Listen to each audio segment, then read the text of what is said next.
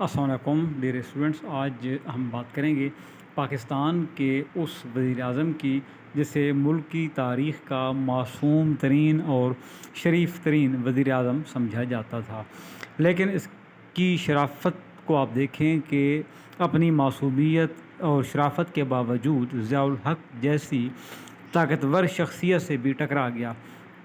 آج عزیز طلباء ہم بیان کریں گے محمد خان جنیجو کی کہانی، جو پاکستان کے وزیر اعظم رہے اور ان کا تعلق سندھ کے ساتھ تھا۔ سب سے پہلے ہم ان کا تعارف کراتے ہیں کہ محمد خان جنیجو پاکستان کے 10ویں وزیر اعظم تھے۔ ان کی جو پیدائش ہے وہ سانگھڑ سندھ کا ایک ضلع ہے، صوبہ سندھ کا ضلع سانگھڑ، وہاں پہ ایک گاؤں ہے، سندھڑی نام ہے اس کا، جو آپ کہتے ہیں نا سندھڑی آم آ گئے، تو یہ وہی سندھڑی گاؤں تھا۔ تو وہاں یہ پیدا ہوئے 1932 کو۔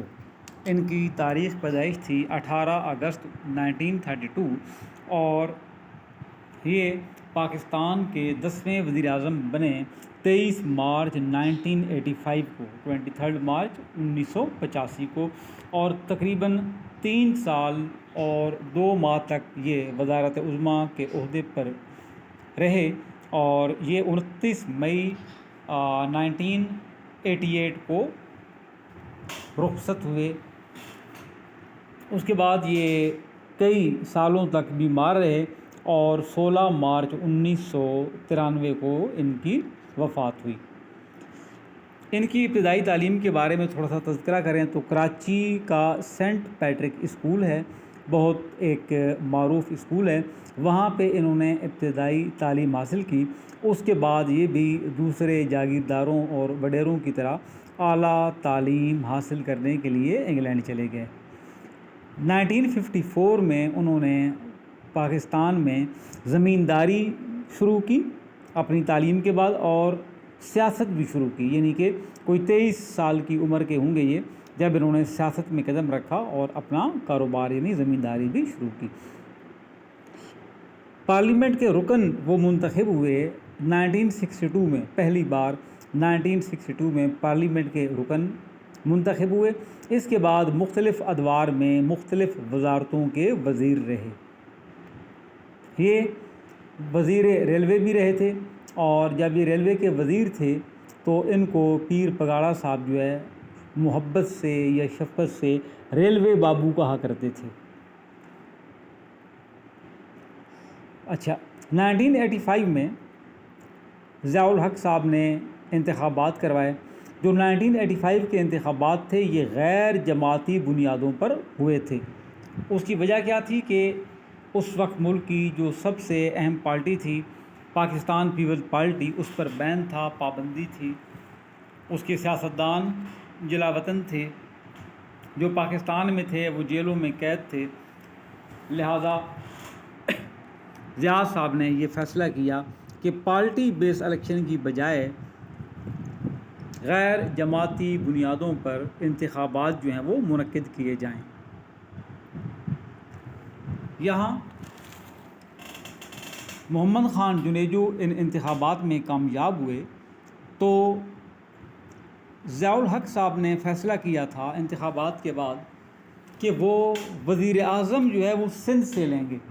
یہ وزیر اعظم کوئی بھی ہو لیکن اس کا تعلق صوبہ سندھ سے ہوگا۔ اس کی وجہ کیا تھی؟ اس کی وجہ یہ تھی کہ بھٹو کی پھانسی کے بعد جو سندھ کے لوگ تھے، جو سندھ کے سیاستدان تھے، وہ احساس محرومی میں مبتلا تھے۔ ان کے اندر ایک طرف تو احساس محرومی تھا، دوسری طرف غم اور غصہ تھا۔ تو ضیاء الحق صاحب چاہتے تھے کہ غم اور غصے کی اس لہر کو نیوٹرلائز کیا جائے، کم کیا جائے۔ اس سلسلے میں انہوں نے سندھ کے پیر پگارا سے مشورہ کیا۔ مردان شاہ پیر پگارا ان کا پورا نام تھا۔ تو مردان شاہ پیر پگارا سے مشورہ کیا کہ کیا کیا جائے۔ اچھا، اسی زمانے میں شکارپور سے تعلق رکھنے والے ایک اور سیاستدان تھے، الہی بخش سومرو۔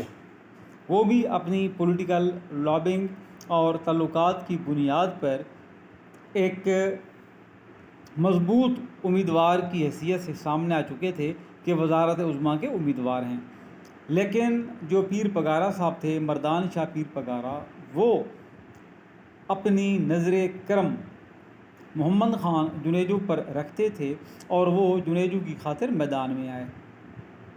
پیر پگارا صاحب کا بڑا ایک رسوخ تھا سیاست کے اندر۔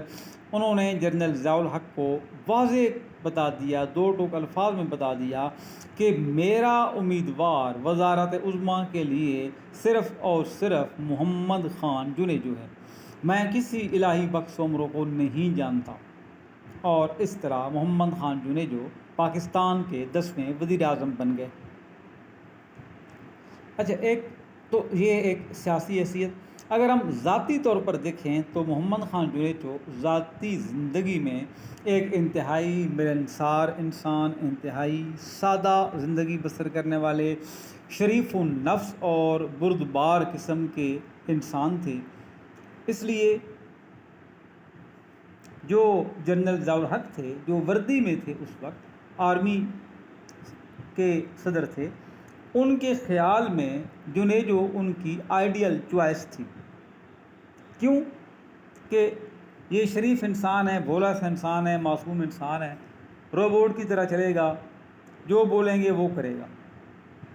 لیکن 23 مارچ 1985 کو محمد خان جنیجو نے پارلیمنٹ سے اپنے خطاب کے دوران ضیاء الحق کی اس خوش فہمی کو غلط ثابت کر دیا۔ عزیز طلباء، جنیجو نے پارلیمنٹ سے خطاب کرتے ہوئے واضح کر دیا کہ جمہوریت اور آمریت کبھی بھی ایک ساتھ نہیں چل سکتی۔ بطور وزیر اعظم انہوں نے صدر ضیاء الحق سے پہلی سرکاری ملاقات میں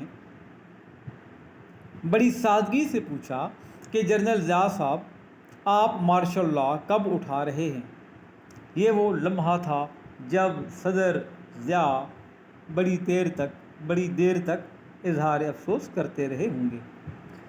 محمد خان جنیجو نے اپنے 3 سالہ دور حکومت میں بے شمار جمہوری روایات قائم کیں، ایسی روایات جن کی مثال نہ پہلے کبھی ملی اور نہ ہی مستقبل میں شاید ملے۔ ان کے دور میں پاکستان پیپلز پارٹی ملک کی سب سے بڑی سیاسی قوت تھی۔ جنرل ضیاء الحق 8 برس سے پیپلز پارٹی کو کچلنے کی کوشش کر رہے تھے۔ جنرل ضیاء نے ذوالفقار علی بھٹو کو پھانسی پر لٹکا دیا۔ بیگم نصرت بھٹو، جو ذوالفقار علی بھٹو کی بیوی تھیں، اور محترمہ بے نظیر بھٹو، جو ان کی بیٹی تھیں، انہیں جلاوطن کر دیا۔ پارٹی کی جو دوسری قیادت تھی اس کو حوالات میں اور جیلوں میں بند کر دیا۔ دوسری جانب جو پیر صاحب تھے، ان کے مرید تھے محمد خان جنیجو، پیر پگارا کے، تو یہ پیر پگارا کی اقامت گاہ پر حاضری دیتے۔ محمد خان جنیجو کی ایک ذمہ داری سمجھ لیں۔ بڑی دلچسپ بات یہ ہوتی تھی کہ جب پیر صاحب کے ملاقاتی کمرے کے باہر کوئی لوگ چمکتے ہوئے جوتے دیکھتے، نئے جوتے، تو سمجھ جاتے کہ اندر جو ہے وہ جنیجو صاحب وہ موجود ہیں۔ اصل وجہ یہ ہے کہ محمد خان جنیجو جو ہے وہ کلف لگا کر شلوار قمیض پہنتے اور نئے جوتے پہنتے تھے بڑے شوق کے ساتھ۔ تو ظاہر ہے جب پیر صاحب کے کمرے میں جاتے تو جوتے کمرے سے باہر اتار کے جاتے، تو لوگوں کو اندازہ ہو جاتا کہ اندر محمد خان جنیجو ہیں۔ اچھا، محمد خان جنیجو جو ہے، ان کا تعلق مسلم لیگ کے ساتھ تھا، اور ان کی جو مخالف پارٹی تھی وہ پاکستان پیپلز پارٹی تھی، لیکن اس پر پابندی تھی۔ جب وزارت عظمیٰ کے لیے منتخب ہوئے، ان کی قسمت کے دریچے کھلے، تو آپ کو پہلے بتا کہ بڑی سادگی سے پوچھا اعجاز صاحب سے کہ مارشل لاء کب اٹھائیں گے، تو 30 دسمبر 1985 کو جنرل ضیاء صاحب نے مارشل لاء اٹھا لیا، اور اس کے ساتھ ہی ایمرجنسی جو تھی ملک میں اس کے خاتمے کا اعلان بھی کر دیا۔ اب ملک میں بڑی سیاسی تبدیلی ہوئی کہ جب مارشل لاء ختم ہو گیا، ٹھیک ہے، اور ایمرجنسی ختم ہو گئی ملک کے اندر، تو اس تبدیلی کے ساتھ محترمہ بے نظیر بھٹو نے پاکستان واپسی کا اعلان کر دیا۔ عزیز طلباء، محترمہ بے نظیر بھٹو کا یہ اعلان حقیقت میں محمد خان جنیجو کا پہلا سیاسی ٹیسٹ تھا، جنیجو کا امتحان تھا۔ حکومت کا ایک ایک شخص یہ جانتا تھا کہ اگر محترمہ واپس آئیں تو مسلم لیگ کی حکومت ان کے سامنے نہیں ٹھہر سکے گی، کیونکہ پیپلز پارٹی بہت ایک مضبوط جماعت تھی مسلم لیگ کے مقابلے میں۔ مارچ 1986 کو صدر ضیاء الحق نے وزیر اعظم جنیجو کو بلوایا اپنے آفس میں اور حکم دیا کہ آپ بے نظیر بھٹو کو پاکستان میں اترنے کی اجازت نہ دیں، کیونکہ صدر کے اختیارات اب تقریباً ختم ہو چکے تھے، ایمرجنسی ختم ہو چکی تھی، مارشل لا ختم ہو چکا تھا، اب وہ صرف ایک صدر تھے، اور وزیر اعظم سے کہا کہ آپ بے نظیر بھٹو کو پاکستان آنے کی اجازت نہ دیں۔ محمد خان جنیجو مسلم لیگ سے تعلق تھا، ان کو پتہ تھا کہ بے نظیر ان کی پارٹی کے اگینسٹ ہیں، لیکن اس کے باوجود محمد خان جنیجو کا کہنا تھا کہ محترمہ بے نظیر بھٹو کو پاکستانی شہری اور سیاستدان کی حیثیت سے وطن آنے کا پورا حق ہے، کہ جو بے نظیر بھٹو ہیں ان کو پاکستانی شہری ہیں اور سیاستدان ہیں، لہٰذا ان کو اپنے ملک آنے کا پورا حق حاصل ہے، اور ہم کسی بھی قانون کے تحت، کسی بھی ضابطے کے تحت ان کا یہ حق چھین نہیں سکتے۔ جنرل ضیاء الحق جنیجو سے اس قسم کے رد عمل کی توقع نہیں رکھتے تھے، چنانچہ ان دونوں کے تعلقات کشیدہ ہو گئے۔ بعد ازاں محترمہ بے نظیر بھٹو نے واپسی کے لیے 10 اپریل 1986 کا جو دن ہے وہ منتخب کیا۔ کابینہ کے ارکان نے محمد خان جنیجو کو سمجھانے کی کوشش کی کہ بھائی آپ بے نظیر بھٹو کو روک لیں، ضیاء الحق کی بات مان لیں، لیکن وزیر اعظم محمد خان جنیجو کا کہنا تھا کہ ہمیں بے نظیر بھٹو کا مقابلہ سیاسی میدان میں کرنا چاہیے، یعنی کہ اگر بے نظیر بھٹو آتی ہیں ہم سیاست میں ان کا مقابلہ کریں، ہم اس طرح کے اوچھے ہتھ کنڈوں سے ان کا مقابلہ نہیں کر سکتے، وہ آئیں وطن واپس، ہماری مخالف پارٹی کی امیدوار ہیں، لیکن ہم ان کو نہیں روکیں گے۔ پاکستان میں 8 سال بعد جمہوریت بحال ہوئی ہے، اور یہ جمہوریت کا پہلا ٹیسٹ ہے، ہمیں اس امتحان میں پورا اترنا چاہیے، یہ کہنا تھا محمد خان جنیجو کا۔ بہرحال 8 اپریل کو صدر ضیاء نے بے نظیر بھٹو کے خلاف فوج اور پولیس کو براہ راست استعمال کرنے کا فیصلہ کیا۔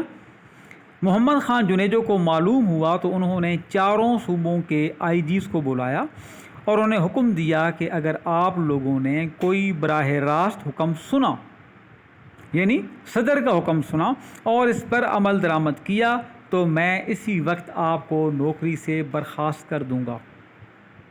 یہ حکم تھا محمد خان جنیجو کا کہ کسی سیاسی مخالف پر آپ نے کوئی کارروائی نہیں کرنی۔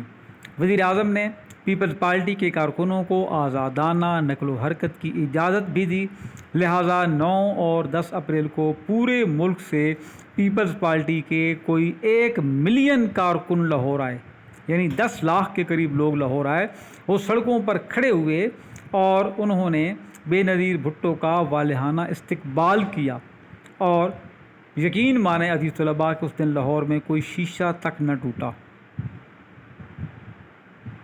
تو یہ ہوتی ہے جمہوریت۔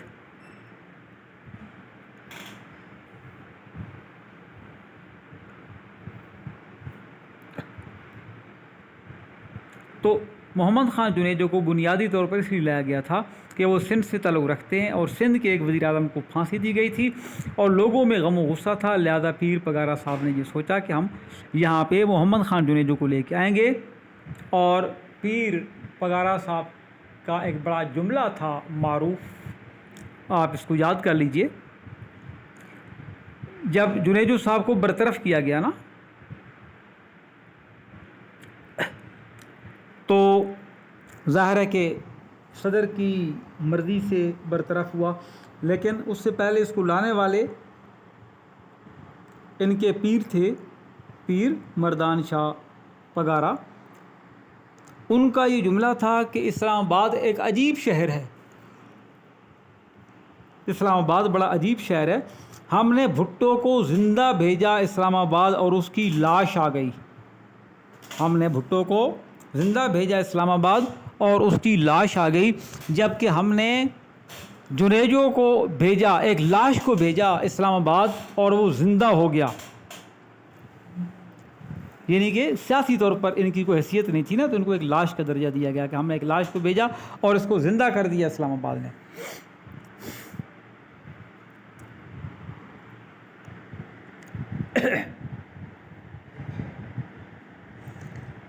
اچھا، اب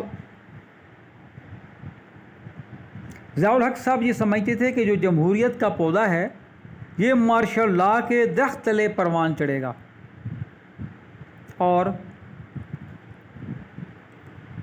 یہ ضیاء نے کہا تھا کہ جمہوریت کا پودا مارشل لا کے درخت تلے پروان چڑھے گا۔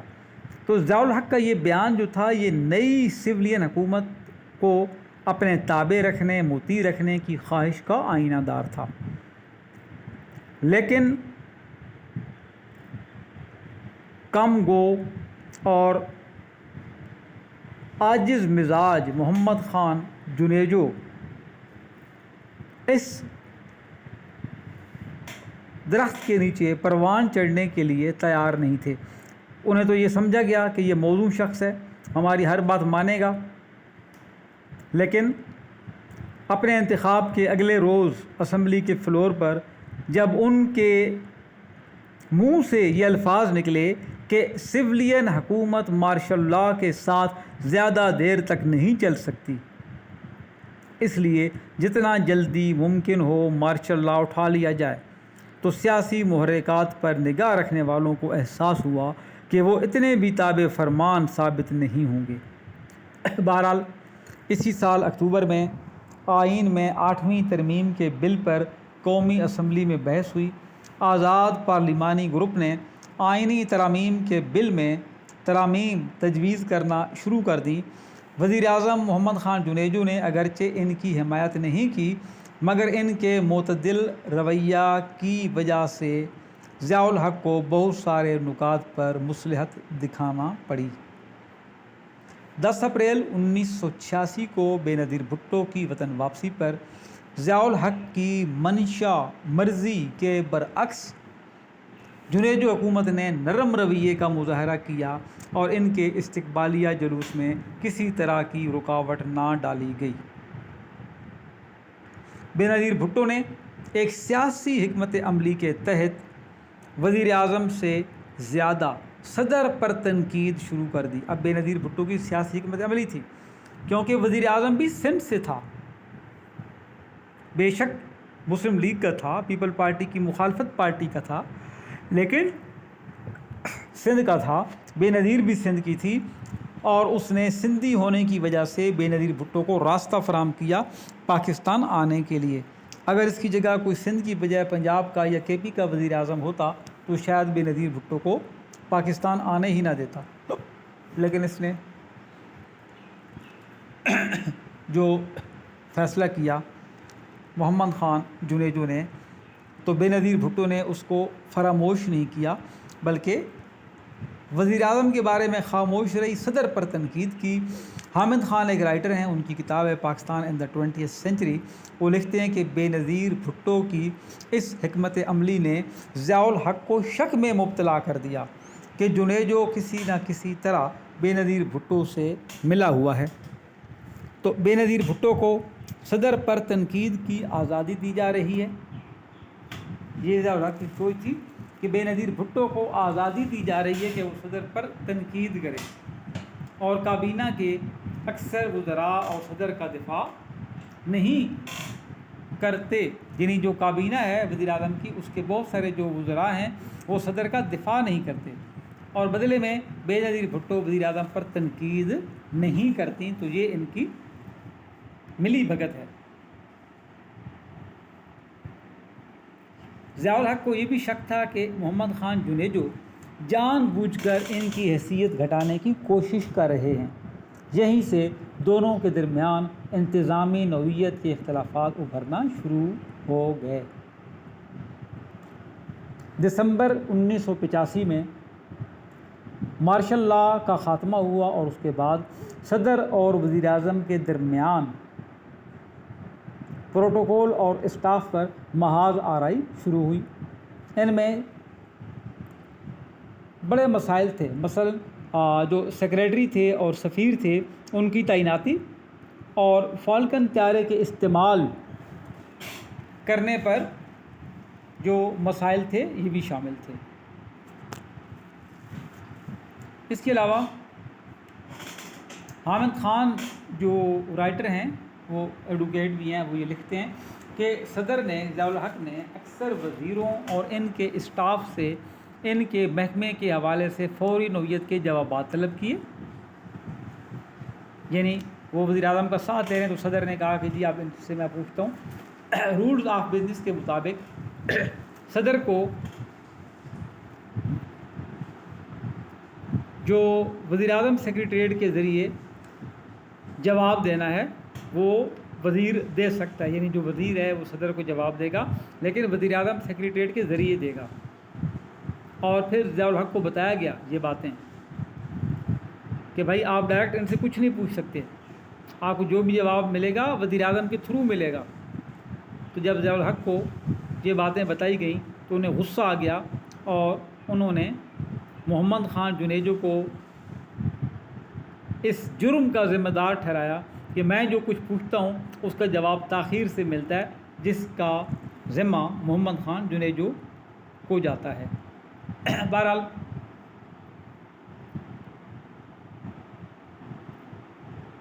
وزیر اعظم محمد خان جنیجو کا جو ایک اور بڑا اہم فیصلہ تھا وہ یہ تھا کہ وزیروں اور اعلیٰ فوجی افسروں اور جو سول بیوروکریسی کے افسران ہیں ان کو 800 سی سی کے گاڑیوں کے استعمال کا پابند کیا گیا اور اس فیصلے کو بڑا سراہا گیا۔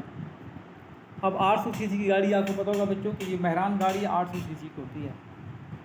جو باقی گاڑیاں ہیں پھر ہنڈا اور یہ سٹی اور یہ ساری گاڑیاں جو آتی ہیں یہ 1300 سی سی کی، 1000 سی سی کی، 1200 1400 سی سی کی آتی ہیں۔ تو چھوٹی گاڑی کا پابند بنایا گیا کہ یہ بڑی گاڑی استعمال نہیں کریں گے، مہران وغیرہ چلائیں گے، ایف ایکس چلائیں گے، اس سے بڑی گاڑیاں نہیں چلا سکتے افسران۔ تو یہ بڑا مقبول ہوا یہ فیصلہ۔ یہ فیصلہ کہتے ہیں کہ غیر روایتی فیصلہ تھا، اس طرح کے فیصلے کی پہلے پابندی کی پہلے کوئی روایت نہیں تھی، لیکن 6 ماہ تک اس پر عمل ہو سکا۔ اس دور کا ایک سینئر بیوروکریٹ تھا،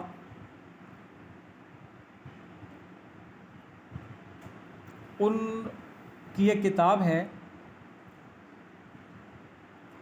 ارتقاء کی کہانی ایک سرکاری ملازم کی زبانی، یا ارتقاء کی کہانی ایک سرکاری ملازم کی، سید ارتقاء احمد زیدی ان کا نام ہے، سینئر بیوروکریٹ کا جو لکھتے ہیں۔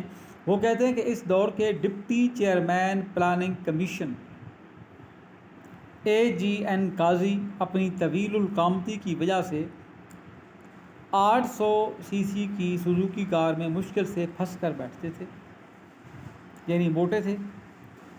تو یہ سوزوکی والوں کی مہران یا فیکس گاڑی ہوتی ہوگی، چھوٹی گاڑی، تو اس کا رزلٹ کیا ہوا کہ ان کے مطابق تھوڑے عرصے میں بیوروکریسی نے مختلف توجیہات اور بہانوں سے وزیر اعظم کو قائل کر لیا کہ بھائی یہ فیصلہ واپس لیں، تو 6 ماہ سے اوپر یہ فیصلہ نہ چل سکا۔ بہرحال ان تمام واقعات کا جو تعلق ہے وہ انتظامی، سیاسی اور قانونی معاملات سے تھا۔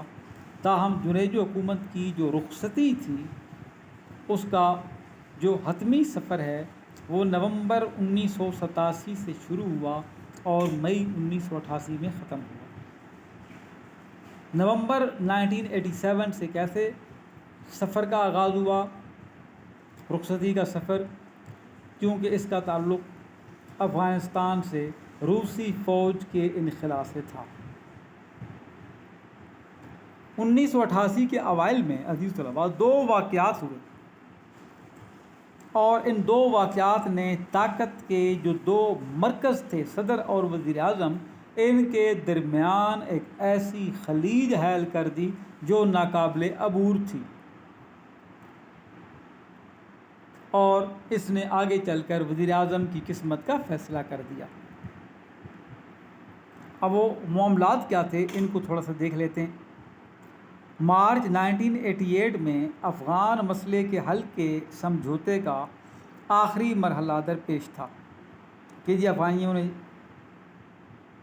سوویت یونین کو ناکام کر دیا، انہوں نے جانا ہے کوئی مسئلے کو حل کیا جائے، کس طرح جائے۔ وزیر اعظم نے مشاورت کے لیے آل پارٹیز کانفرنس طلب کی کہ تمام پارٹیوں سے مشورہ لیا جائے۔ تمام سیاسی قیادت کو دعوت دی گئی۔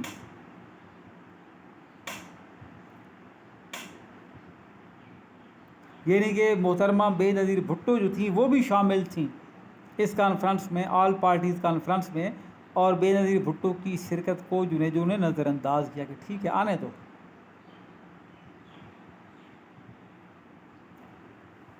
اور دلچسپ بات یہ ہے کہ آل پارٹیز کانفرنس میں صدر ضیاء الحق کو دعوت ہی نہیں دی گئی، کیونکہ وہ تو صدر تھا نا، آرمی کا تھا، مارشل لا لگا گیا تھا، اس کی کوئی سیاسی پارٹی نہیں تھی، اس کو دعوت نہیں دی گئی، ٹھیک کیا گیا، لیکن ظاہر ہے کہ پھر اس کا بدلہ تو انہوں نے لینا ہوتا ہے۔ اچھا، قومی سیاسی قیادت جو تھی اس کا جو رد عمل تھا وہ بڑا مثبت تھا، ٹھیک ہے، تمام پارٹیز کا۔ وزیر اعظم کا بڑا حوصلہ بڑھ گیا۔ محمد خان جنیجو انہوں نے زین نورانی ایک شخص تھے، ان کو وزارت خارجہ کا انچارج بنا کر جنیوا بھیج دیا۔ جنیوا معاہدہ ہوا تھا، ٹھیک ہے، پاکستان، افغانستان اور رشیا سوویت یونین کے درمیان۔ تو یوں مشہور زمانہ جنیوا معاہدہ پر پاکستان نے بھی دستخط کیے۔ تو جنیجو کی طرف سے یہ بندہ نمائندہ بنا کے بھیجا گیا۔ جنیجو کے اس اقدام نے ضیاء الحق کو آگ بگولا کر دیا۔ ایک واقعہ تو یہ ہوا۔ دوسرا جو اہم واقعہ تھا، 10 اپریل 1988 کو راولپنڈی اور اسلام آباد کے موجود ایک کیمپ تھا، اوجڑی کیمپ جس کو کہتے ہیں، وہاں پر بارود کے ذخیرے میں دھماکے ہوئے اور بے پناہ جانی نقصان ہوا۔ ساری دنیا کا فوکس ادھر آ گیا کہ یہ کیا ہو رہا ہے۔ اصل میں یہاں زیادہ اسلحہ جمع تھا، پاکستان نے اکٹھا رکھا ہوا تھا۔ جب امریکہ پاکستان کو اسلحہ دے رہا تھا بہت زیادہ کہ افغانستان میں سوویت کے خلاف استعمال کرو، تو جو اسلحہ بچ جاتا وہ یہاں جمع تھا، ظاہر کو کہیں تو رکھنا تھا۔ تو کہا جاتا ہے کہ شاید امریکہ کا بھی اس کے اندر بڑا کردار ہوگا کہ جی یہ دھماکے ہوں، لیکن ساری دنیا اس کی طرف نظریں کر کے بیٹھ گئی کہ پاکستان میں کیوں یہ دھماکے ہوئے۔ عوامی رد عمل بھی بڑا شدید تھا، عوام کی بے چینی بھی تھی، لہٰذا وزیر اعظم نے اسلم خٹک کو سربراہ بناتے ہوئے ایک انکوائری کمیٹی، پارلیمانی کمیٹی پیش کی، جس کا کام تھا کہ حادثے کے اسباب معلوم کیے جائیں۔ سرتاج عزیز لکھتے ہیں اپنی کتاب میں کہ کمیٹی کی رپورٹ کے مطابق مختلف افواہوں نے جنم لیا اور کہا جانے لگا کہ ضیاء الحق کے کچھ قریبی دوست اس سانحہ میں ملوث ہیں۔ تو ظاہر ہے کہ یہ جو بات تھی یہ بھی انکوائری کمیٹی کا بنانا، ضیاء الحق کے اوپر اس کی باتیں جانا ضیاء الحق کے لیے قابل قبول نہیں تھا۔ مئی 1988 میں وزیر اعظم محمد خان جنیجو دورہ کرنے گئے فلپائن کا، جاپان کا، کوئی 2-3 ممالک کا۔ یہ 29 مئی کو سرکاری دورہ کر کے جاپان فلپائن سے واپس آئے اور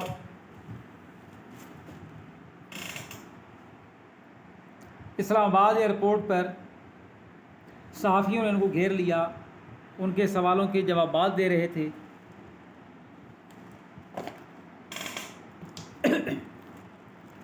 تو ہوا یہ کہ صحافی اٹھنا شروع ہو گئے ایک ایک کر کے، ان کو خبر ملتی گئی، یہاں سے ایئرپورٹ سے اٹھتے گئے اور وہ صدر ہاؤس چلے گئے۔ جب تھوڑے سے صحافی رہ گئے، جنید صاحب کو اندازہ ہوا کہ لوگ میری بات نہیں سن رہے، کیا ہو گیا، وہ بھی اٹھے وہاں سے اور وزیر اعظم ہاؤس چلے گئے۔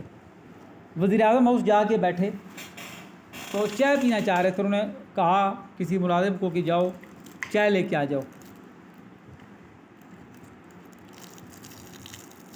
جب وہ چائے لینے گئے، ابھی تک چائے پی نہیں تھی، چائے کا موڈ تھا کہ چائے پیوں، ان کے نصیب میں وزیر اعظم ہاؤس کی چائے نہیں تھی، اور ان کو اطلاع ملی کہ صدر ضیاء الحق نے آپ کو برطرف کر دیا ہے۔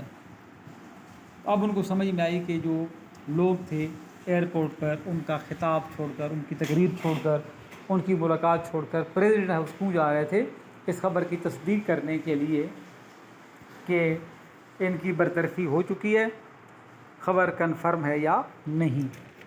تو یہ تھی عزیز طلباء پاکستان کے 10ویں وزیر اعظم، ایک معصوم وزیر اعظم، ایک شریف وزیر اعظم محمد خان جنیجو کی کہانی۔ امید ہے کہ آپ کے لیے یہ بہت مفید لیکچر ثابت ہوگا، آپ کی معلومات میں بھی اضافہ ہوا ہوگا، اور امتحانی نقطہ نگاہ سے بھی آپ کے لیے بہت مفید ثابت ہوگا۔ آپ سے گزارش ہے کہ اپنے ساتھیوں تک، دوستوں تک بھی اس ویڈیو کو شیئر کریں تاکہ وہ بھی اس سے مستفید ہوں۔ انشاءاللہ نیکسٹ ویڈیو میں آپ سے دوبارہ ملیں گے۔ اللہ حافظ۔